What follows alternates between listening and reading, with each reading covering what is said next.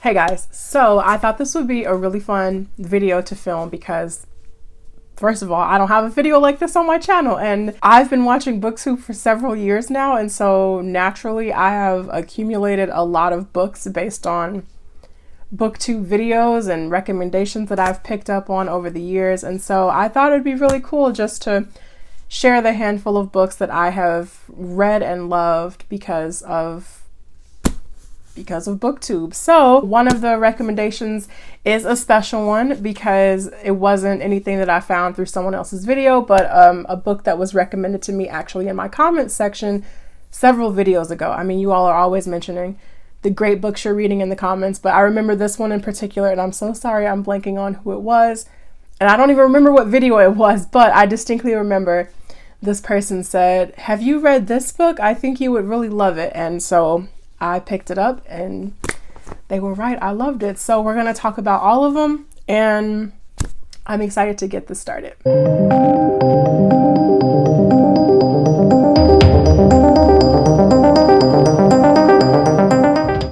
So the first book that I picked up because, well, not the first one, but the first one on this list. The first book that I picked up because of Booktube was The Likeness, and this is by Tana French. And I found this book through Olive, and her channel is called A Book Olive. I actually do remember the video that this was in. She did an amazing video recommending books that were similar to The Secret History, kind of in their tone and the themes. It was such a great video. So this was my second Tana French book. The first one that I read was In the Woods, and this is a part of the Dublin Murder Squad series. But the cool thing is you do not have to read these books in any particular order. They can all stand on their own. You can only read one if you want to. You can read all of them. It doesn't matter. So in The Likeness, we're following this detective named Cassie Maddox. In the middle of the night, or maybe really early in the morning, she gets a phone call to come to a crime scene. And she gets to the crime scene and the victim looks like exactly like her, like identical to her. Everybody wants to kind of get to, especially Cassie wants to get to the bottom of this girl's identity and really what the heck is going on. So she finds out that this young woman was a student at the local college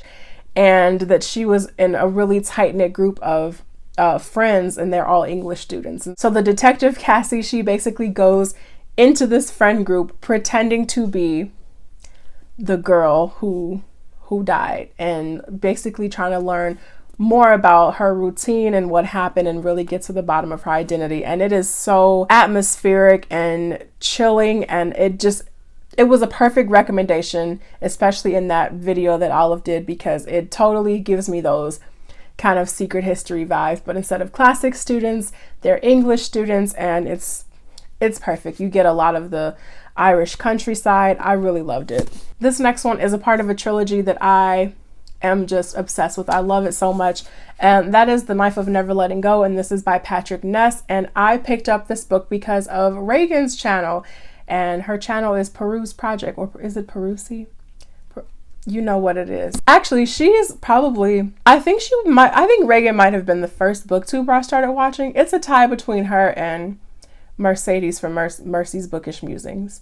I feel like I found one of them first. And of the really large booktubers, Regan's the only one that I still regularly watch to this day. I binge this whole trilogy. I flew through them. The second book is called The Ask and the Answer, and the third and final book is called Monsters of Men. And this trilogy is just insane. So this book is a young adult dystopian novel, and in it we have this world really full of men and boys, and in this world everybody can hear each other's thoughts. And so our main character is Todd, and he is on the verge of becoming a man, but he's not quite there yet.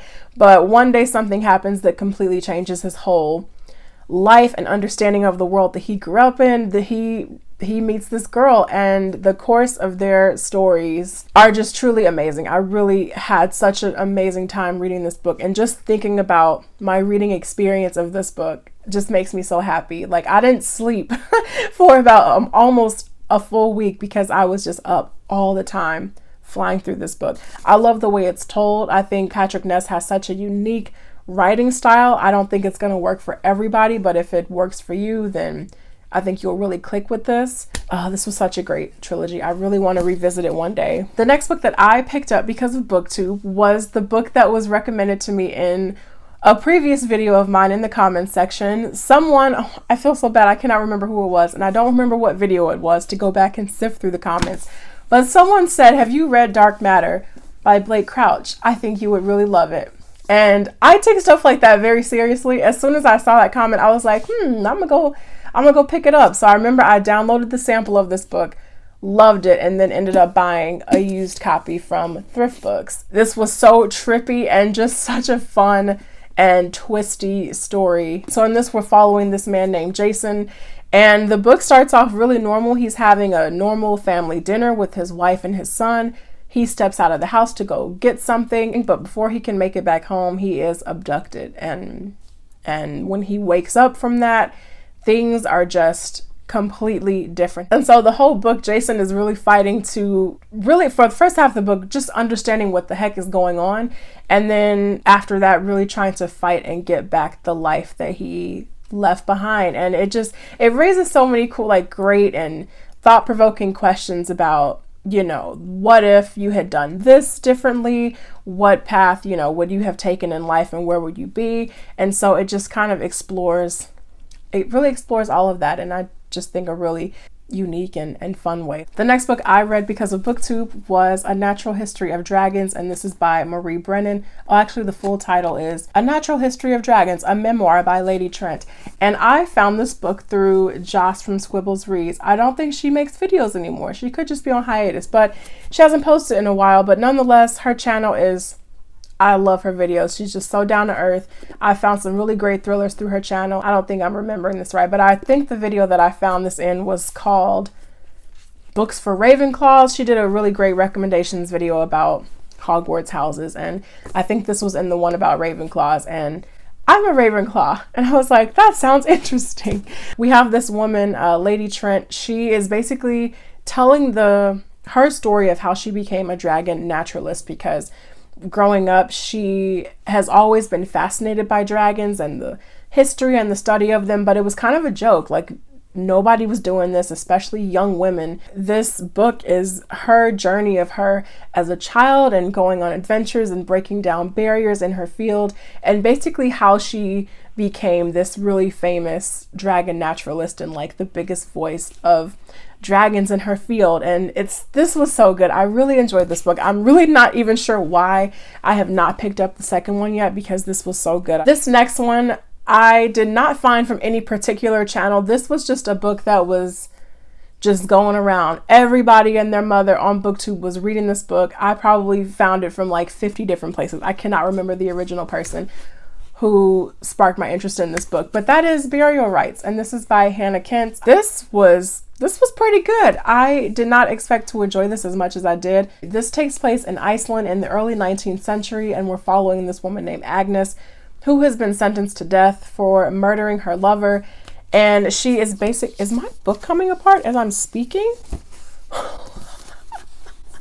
What? Anyways, so Agnes, she is sentenced to death, and she is basically sentenced to live out the rest of her life on this remote farm, essentially. And she's not really speaking. She's living with this family, and she's really just being silent about the whole thing and not really telling her side of the story. But slowly things start coming to light about what really happened. And this is such a moving story, and it takes place in Iceland, and it is so atmospheric. Like, Hannah Kent, I think, just nails it so well. You just feel cold while reading this, and it's such a cozy book, even though it's such a dark subject matter. But I thoroughly enjoyed this as well. I shed a few tears several times while reading this next book, and that's The Unseen World, and this is by Liz Moore. This also was going around, but I want to say the first person I recall mentioning this book was Max from Welldonebooks. He doesn't have a YouTube channel, a Booktube channel anymore, but it was great. His reviews were always just spot on. We are following this young girl named Ada, and she is a genius, a scientific genius, and she's raised by her genius father, who has made a career for himself. I forget which scientific field he's in, but she's extremely intelligent, and she's really spent most of her life around adults, and so she is really advanced for her age and knows how to hold conversations, and a little bit awkward with her peers. But something unexpected happens. Oh wait, can I tell you what happens? Okay, I can't tell you that. But then one day, her father's mind really starts to just not be what it once was. And the more he starts to kind of lose his grip on things, the more his mysterious past begins to surface. And Ada realizes that her father might not be the man that she always thought he was. And I mean, this is a journey that starts in her childhood that follows her into adulthood. And so we have two alternating perspectives of child Ada, adult Ada, really trying to put the pieces together of the man that her father was. Just even thinking about this book, this is such a moving story. And I mean, to this day, it is still staying with me. And the ending still, to think about it now, still blows me away. The next book that I read because of Booktube, and this was an amazing read. That's The Long Way to a Small Angry Planet, and this is by Becky Chambers, and this is the first book in the Wayfarers trilogy.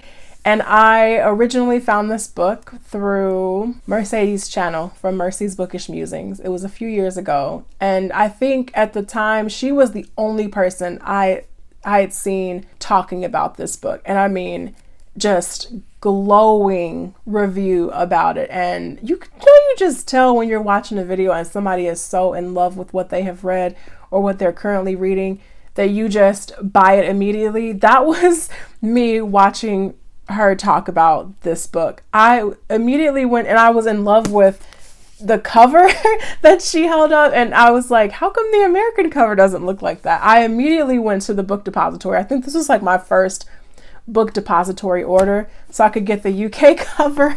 But I mean, this was incredible. I love this book so much. Well, in this, we're following this young woman named Rosemary, and she is the newest member of this ship called the Wayfarer. And it's a crazy crew, just different personalities, different characters. This is such an amazing character study, especially, you know, living in close quarters. This was just really well told. And so the story really kicks off though when the crew, they get this really job of a lifetime to build this tunnel from like one end of space to another. This is a journey that's going to take them a long time, that they want to go on together. And just in the process of that journey, they just develop so many relationships and they go through so many things together. And this is truly just an amazing book. I really enjoyed this. I seriously need to pick up books 2 and 3 in the trilogy as soon as possible. And then the last book that I picked up because of Booktube, this one I saved for last because it is extremely popular. I heard of it several years ago at this point now, and everybody, seriously everyone under the sun was talking about this book, and I bought it immediately and I loved it so much. I actually don't think I've ever mentioned this book on my channel, but this is The Book Thief by Markus Zusak. So this takes place during World War II in Germany, and we're following this young girl named Liesel who is sent to live with this foster family and just really, I mean, trying to make her way in the world during this war. And oh, this book is so good. But the unique aspect of it is that it's told from the perspective of the character Death. And so we are seeing kind of this large scope of, not a large scope of characters, but kind of seeing the characters through this like wide lens, like almost like seeing them from above. And it's like you're just kind of swooping in and out of people's stories. The foreshadowing in it is just unlike anything I've ever read because it's so blatant and you know exactly what's going to happen. But like when that thing happens, it's still just so gut-wrenching. And I love this book. I think this is seriously a modern classic. I think we'll be talking about The Book Thief for a very, very, very long time. And yeah, this is just one of those books that I saw going around several years ago. Picked it up, loved every second I was reading it. So that is it for me, you guys. Thank you so much for watching this video. I really appreciate it. Like, truly I do. Let me know down in the comments, what are some of the best recommendations that you have found because of Booktube? Yeah, I will see you guys in the next video. I hope you have a great week. Take care.